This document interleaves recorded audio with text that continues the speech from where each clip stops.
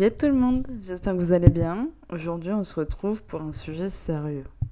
Si je vous parle de la mayonnaise, vous pensez à Dijon, à la France, aux États-Unis ou encore au fast-food. Mais si je vous dis la Russie, vous ne pensez pas à la mayonnaise. Et pourtant, vous le devriez. Il existe différents récits sur la mayonnaise. Cette sauce aurait été découverte en 1756 en Espagne durant les échecs de la guerre navale franco-britannique lors de la guerre de 7 ans, à l'occasion de la prise de Mahon dans la ville de Minorque.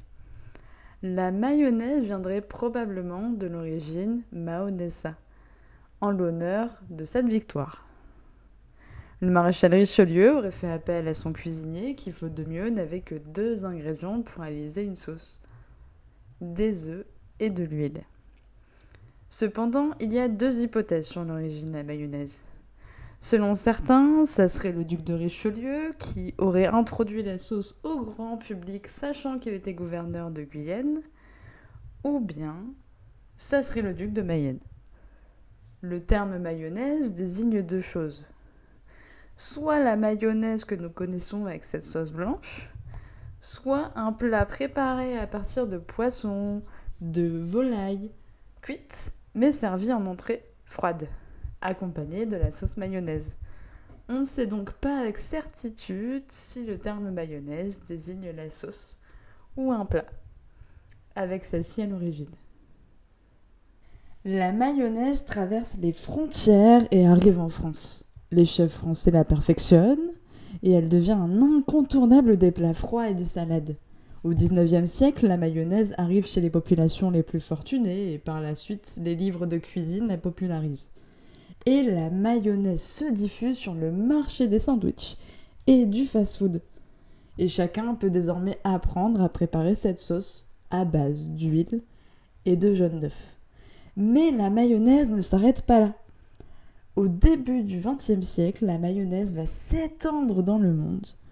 Aux États-Unis, par exemple, un certain Richard Hellmann's, de l'industrie Hellmann's, invente la version industrielle en pot accessible à tous. Et progressivement, cette sauce va devenir un produit de consommation courante, apprécié dans le monde entier. Les industries américaines utilisent de l'huile de soja, qui est moins coûteuse et permet de conserver la mayonnaise.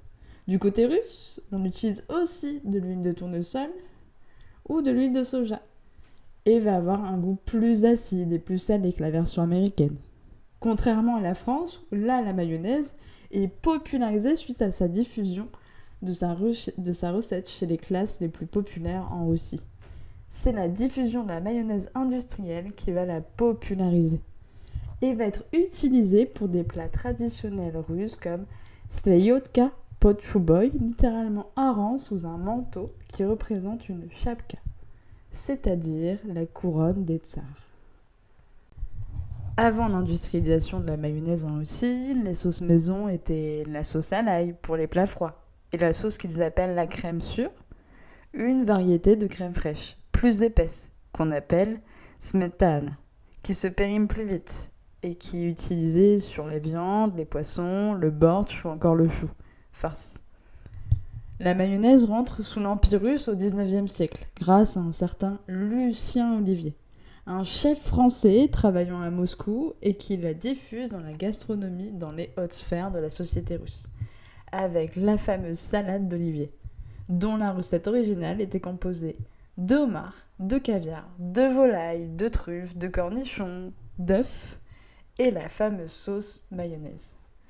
En 1936, un homme d'État soviétique spécialisé dans le commerce et le transport, son nom, Anastase Ivanovitch Mikoyan. Il est membre du Politburo, c'est un bureau politique qui regroupe les dirigeants les plus importants du Parti communiste en URSS. Le groupe discute et décide officiellement de la politique à suivre. Mikoyan décide de se rendre aux États-Unis pour connaître le fonctionnement de l'industrie alimentaire et ainsi signer des contrats. Plusieurs usines d'huile et de graisse ont été construites en Russie, où il commence à produire de la mayonnaise industrielle, celle-ci est nommée la mayonnaise provençale, ou la mayonnaise de table. D'ailleurs, la mayonnaise provençale était produite avec de la poudre d'œuf à la place du jaune, ce qui explique sa faible teneur en matière grasse de 67%. Et à cela, on rajoute du sucre pour conserver la sauce plus longtemps et faire baisser son prix. Pour faire découvrir le goût de la mayonnaise aux travailleurs soviétiques, une campagne publicitaire à grande échelle a été lancée comprenant des affiches ainsi que des recommandations sur l'utilisation culinaire de cette nouvelle sauce. Ce qui n'était qu'une sauce industrielle va devenir un condiment incontournable des plats traditionnels malgré des débuts difficiles, notamment par sa rivale en sauce smetana. Mais la conservation de la mayonnaise industrielle est bien plus pratique et on va avoir dans les années 60 la montée de la mayonnaise. La mayonnaise va parfois être modifiée par les gens chez eux en ajoutant des épices ou encore du réfort, qui est un condiment de base de racines blanches au goût très piquant. La mayonnaise se charge alors d'une dimension festive, elle devient l'élément indispensable des grands repas, et notamment du Nouvel An. La mayonnaise est utilisée pour différents plats traditionnels tels que la salade d'olivier, le hareng sous un manteau de fourrure et les salades de légumes en conserve, typiques des foyers soviétiques, qui trouvent dans la mayonnaise une sauce simple et économique. Lors de la chute de l'URSS, on ouvre le marché russe aux marques étrangères comme Hellmann's, Calvé, Heinz, qui cohabitent avec les marques nationales déjà solidement implantées. La consommation de la mayonnaise en Russie reste toutefois très majoritairement industrielle, produite en masse pour répondre à la demande.